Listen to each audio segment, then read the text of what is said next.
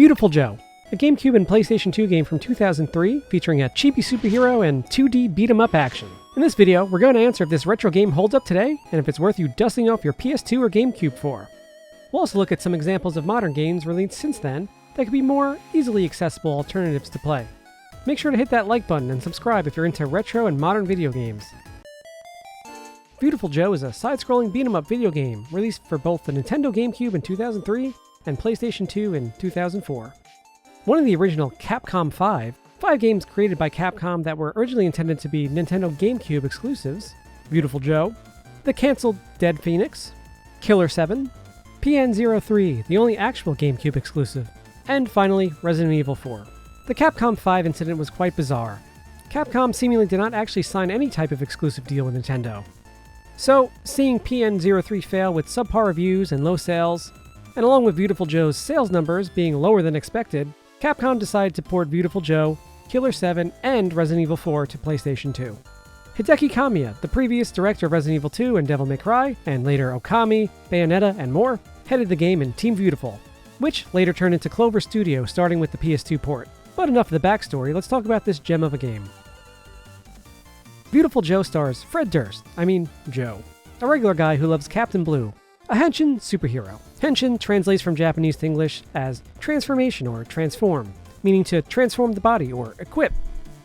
I immediately thought, okay, superheroes, not as in Marvel's Avengers, but Power Rangers. And well, that's exactly the right way to look at it, as the Power Rangers series reuses old Super Sentai Japanese footage. Kamen Rider and Ultraman of the 60s and 70s were direct influences of the character designer Kamiko Sukane. While at the movies watching a Captain Blue film with his girlfriend Sylvia, the bad guy literally reaches out of the big screen and pulls Sylvia into the movie world.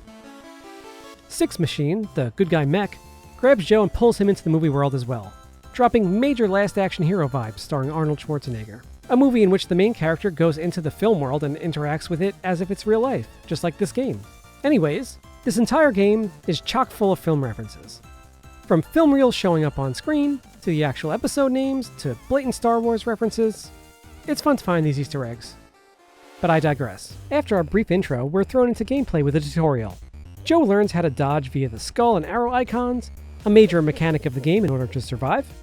Dodging is performed by timing up or down the directional pad or left stick to dance out of trouble and leave the enemy vulnerable to a counterattack. Normal moves for Joe include jump on X, punch on square, and kick on triangle, which can all be customized to your liking via the game settings, which many modern games don't seem to do for some reason. After a quick training session with Captain Blue, Joe receives his V-Watch and the fun begins as Joe transforms into his hero form. This is where the Power Rangers nostalgia hit me.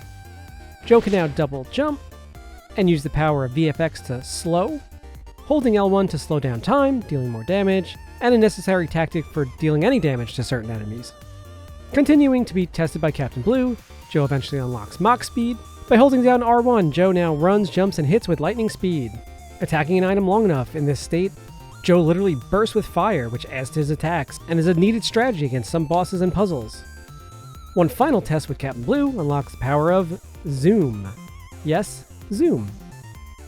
Hitting circle or up on the right stick zooms the action up to Joe for his close-up. Joe can punch, spin kick to hit multiple enemies, jump to different directions for a twister attack, and shoot down with a ground pound. This, of course, can be combined with the power of slow or Mach Speed for interesting combinations. This isn't all the tricks Viewtiful Joe has up his sleeves though. At specific times in the game, between levels, chapters, before boss fights, etc., Joe will have the ability to purchase upgrades, new attacks, abilities, more life hearts, extra lives, and much more. All very reminiscent to Devil May Cry, actually. Throughout the levels, you collect V-Coins as well as receive them for level bonuses depending on your level rating. You're graded on V-Points, the amount you earned or found during a mission, defense, the damage you took, and time, the time it took you to complete the mission. There's a bonus for completing the mission without taking any damage, which is 2,000 additional V-Points. Pro tip, don't waste your money on the top items, which I didn't realize at first are consumables. You want to upgrade Joe with more combat options, or depending on the difficulty you're playing, you may want to prioritize health hearts first. What really separates Viewtiful Joe from other arcade beat-em-ups is the addition of the VFX gauge and VFX powers. At the beginning of each episode, Joe's VFX gauge is brought down to its base level, Using your special VFX skills uses up the gauge, i.e. holding L1 for the slow ability. Fighting in Joe's normal state recharges the VFX gauge. You collect V-reels throughout the current episode to increase the gauge up to an additional 5 sections, giving you more time to utilize abilities and combinations. If you ever hit 0 VFX, Joe will temporarily lose his powers and be back in his normal human form, until the first and larger gauge is filled back up. At that time, Joe will transform back into his superhero form.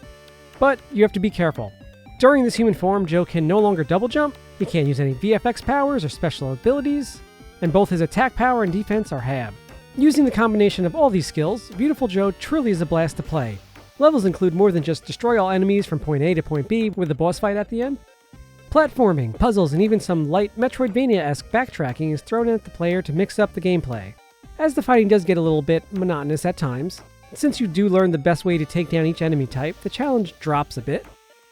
I mostly found myself using the slow VFX power, which does completely slow down the action. Still, I would finish an episode and want to keep trucking through the game, only stopping because my eyes hurt. On PlayStation 2, you're given 3 difficulty choices: Sweet, Kids, and Adult. Translating, for me at least, to normal, hard, and harder. Seriously, this game at times can be extremely difficult. I experienced this on my first attempt through the game, choosing Adult, because I ain't no kid. So I made my way about halfway through the first level and I couldn't finish it. When you run out of lives, you can continue the game, but you must restart the level, which can be a huge bummer. Luckily, in the easier modes, Joe is given more starting health hearts, and enemies have lower HP and lower attack power. Of course, what would a Capcom game be without unlockable difficulties? Completing the game unlocks additional difficulties, V-rated and Ultra V-rated. There's some extra rewards with beating these difficulties, but more on that in a bit. So even though I played on Sweet difficulty, an addition from the Japanese-only re-release of the game, that was the result of the game being just too damn difficult. I found that boss fights in the last episode were truly challenging. Not hard enough for me to quit the game or smash my controller, but enough that I felt extremely rewarded upon completion. Clocking in at just under 7 hours for my entire playthrough, deaths, restarts, and all, I had a lot of fun with Viewtiful Joe. So much that I didn't really know where to go from here. Viewtiful Joe 2 is one option, but if you're someone who's looking to get the most bang for your buck out of a single game, complete in-box games are going around the $25 to $40 range on eBay for GameCube or PS2. Viewtiful Joe has a slew of replayability. Completing the game unlocks quite a bit. First, you can carry over all your unlocked abilities and upgrades into a new game plus, so you now start that adult mode with all your upgrades, which will most definitely make it easier to get through the game. There are actually 4 alternative characters to play on the PS2 version, 3 on GameCube. Completing the game on any difficulty unlocks Dante from Devil May Cry, finish on Adult, and get Joe's girlfriend Sylvia. Finishing V-rated unlocks Alistair, one of the game's bosses, and yes, based off Dante's sword Alistair. And finally, completing Ultra V-rated difficulty unlocks Captain Blue himself. Which version to play, you ask?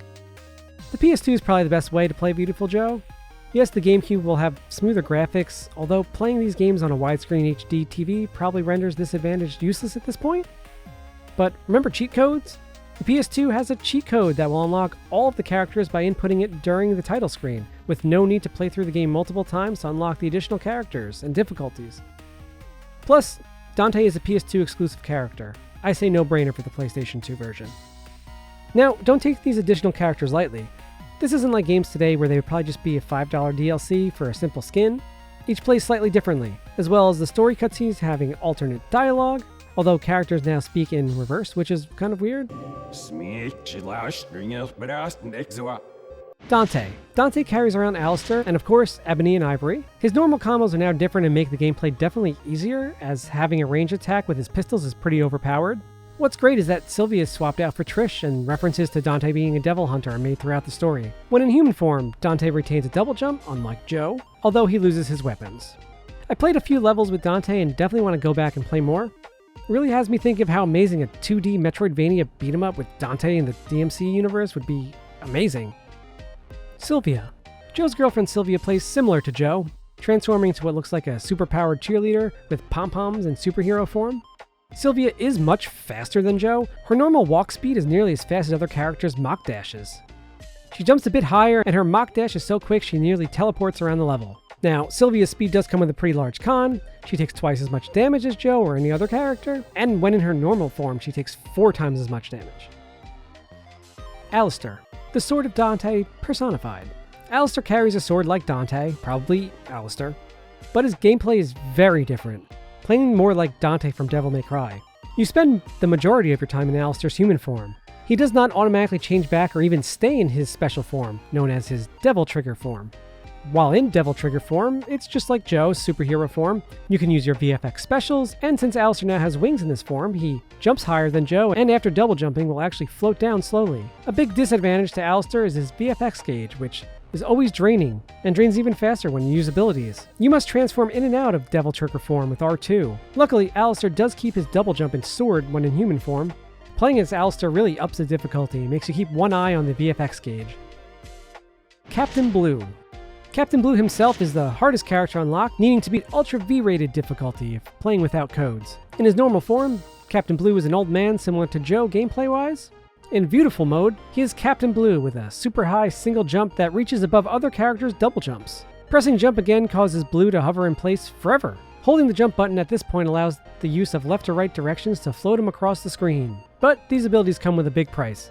Captain Blue does not see any sort of dodge or counter prompts. You'll have to memorize every enemy's moveset and tells in order to make it through the game. Viewtiful Joe has much more than meets the eye. It's a hybrid beat-em-up platformer that has been forgotten from Capcom. No HD Remaster ever made its way into any console generation since the PS2 and GameCube era. It's odd because Capcom did push a lot of Viewtiful Joe out into the world. There was a 51-episode anime that ran for 26 episodes in the US that isn't available to stream anywhere. One direct sequel, Viewtiful Joe 2. One Smash Bros. Ripoff, Red Hot Rumble, which showed up on the GameCube and PSP, as well as Double Trouble, a DS game. If you don't have easy ways of hooking up these old consoles or aren't into emulation, these games are pretty much lost to time. This had me thinking where to go now if you are hopefully interested in Viewtiful Joe and beat 'em ups if you weren't before. You could look to similar difficult games. The first game I thought of was Cuphead. Both games are difficult, true. I found Cuphead to be an extremely difficult run-and-gun shooter. Maybe I'll give it another go since I enjoyed Viewtiful Joe so much. You could look at arcade-style beat-em-ups. A straight old-school beat-em-up I really enjoyed was Streets of Rage 4. I played co-op with my girlfriend, and while we couldn't beat the last level, we need to go back and lower the difficulty. And right after, we downloaded the Sega Genesis Classics Collection to play the old Streets of Rage games. Scott Pilgrim vs. the World. Another classic-style beat-em-up. This one I haven't tried yet, but it's on my list, following the story of the graphic novel. Castle Crashers. While much more on the easy side compared to Viewtiful Joe, Castle Crashers is a fantastic hack-and-slash beat-em-up style game with RPG elements, equipment, unlockables, and tons of replay value. I highly recommend this one for couch co-op. It's a blast. Maybe a game with RPG elements? Dust and Elysian Tales, a mixture of a beat-em-up game and Metroidvania RPGs. A beautiful and fantastic game that I think was really slept on. Platforming and an emphasis on comboing attacks and abilities really makes this gem of a game shine. Bringing this back around to Viewtiful Joe, I have to say I was shocked at how much I enjoyed this forgotten beat-em-up platformer. I have to give Viewtiful Joe a 5 out of 5. It's so good that I'm torn about going on to Viewtiful Joe 2, or seeing how I fare on higher difficulties, or giving Dante a whirl. Make sure you hit that like button, and if you've made it this far, subscribe for more gaming content. Let me know in the comments if you've played Viewtiful Joe, and if there are any other similar games I should check out. Until next time, see ya!